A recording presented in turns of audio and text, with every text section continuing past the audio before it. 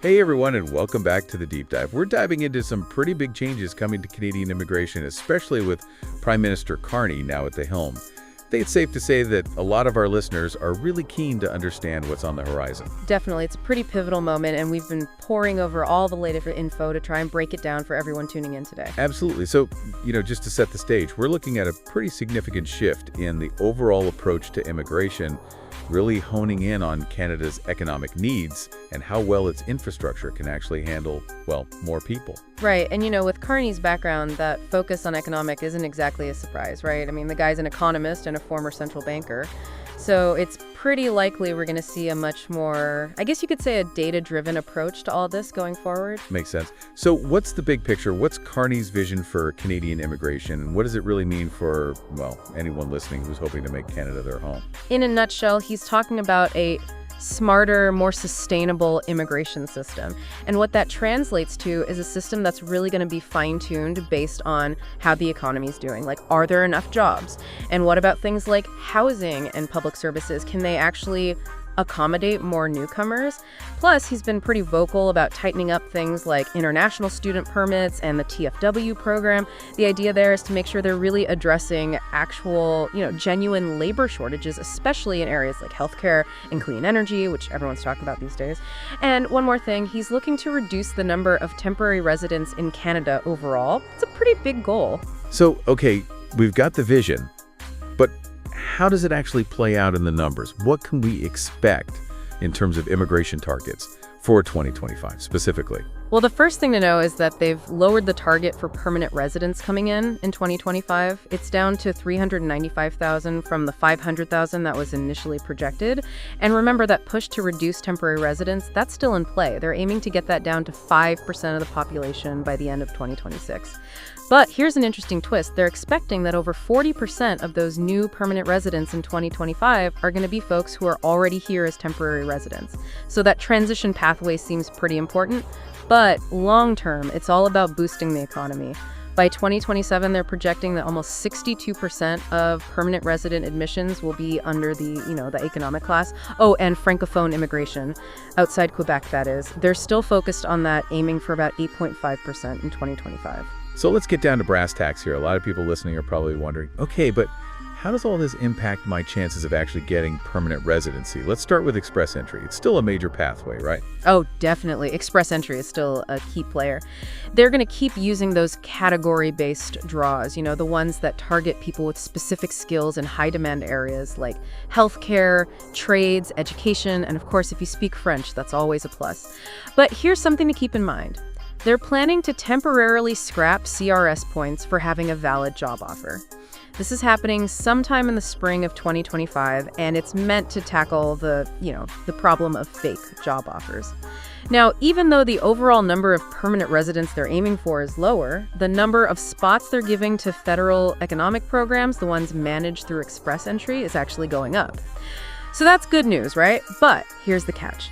Because there are already so many temporary residents in Canada right now, those CRS cutoff scores for the general draws, those could stay pretty high, meaning it's going to be competitive.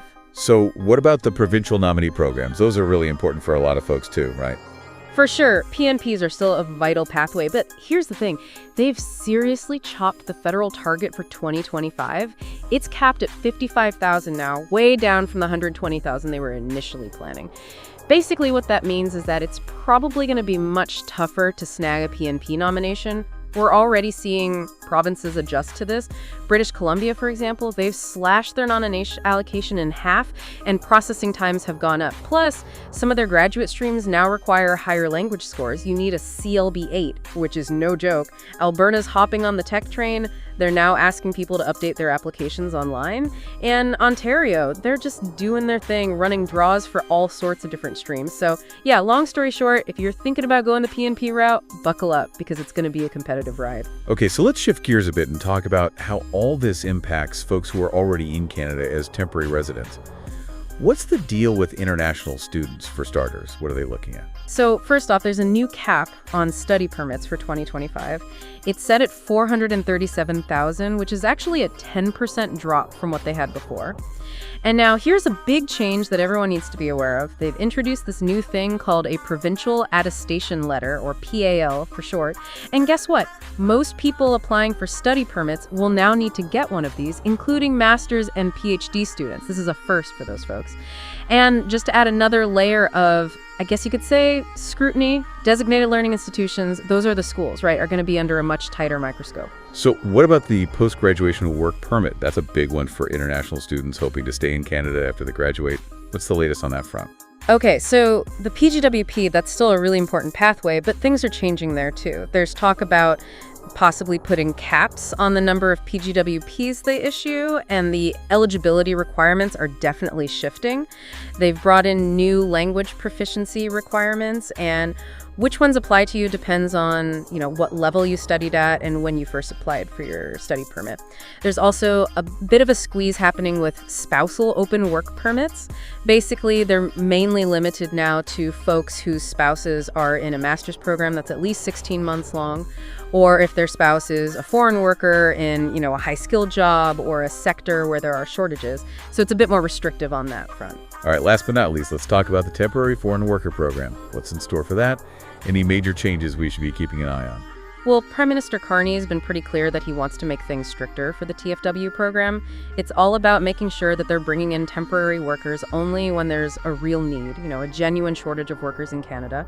They're particularly focused on sectors like healthcare and, of course, clean energy. There's also some buzz about possibly requiring employers to, step up and contribute to things like housing and language training for their temporary foreign workers. So it seems like they're trying to create a more targeted and probably, a more regulated system overall. So if we take a step back and look at the bigger picture here, how do all these changes to immigration fit into Canada's overall economic and social goals? It seems like the overarching goal is to really make sure immigration is working hand in hand with Canada's economic recovery. And that probably means giving priority to skilled workers in those key sectors we've been talking about. They're also really focused on tackling the housing affordability crisis, especially for newcomers.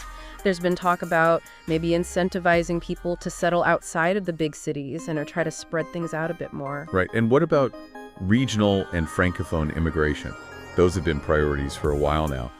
Are those efforts still going strong? Oh yeah, they're definitely not abandoning those initiatives. They're still really keen on promoting regional immigration.